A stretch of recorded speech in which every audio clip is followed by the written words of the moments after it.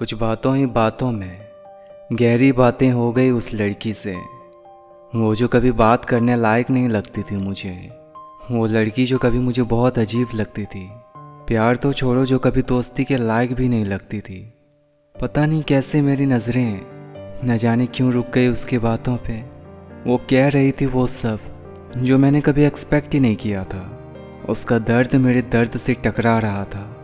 वो कह रही थी बहुत कुछ, पर फिर भी वो खामोश सी लग रही थी। दर्द उसकी जुबान से ज़्यादा उसकी आंखों में नज़र आ रहा था।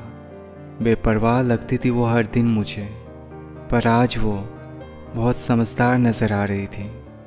वो अजीब थी, ये बात मुझे पता था, पर वो क्यों थी ऐसा, ये बात मैंने कभी जाना ही नहीं था।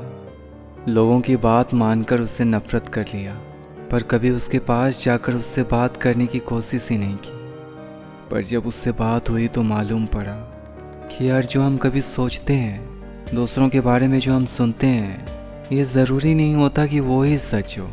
अब देखो ना, जिस लड़की से मैंने कभी बात ही नहीं की, जो मुझे कभी पसंद ही नहीं थी, अब बस उससे ही बात करने का मन करता है। जो कभी मुझे लापरवाह लगती थी, न जाने क्यों वो मुझे अब मुझसे ज़्यादा समझदार लगती है।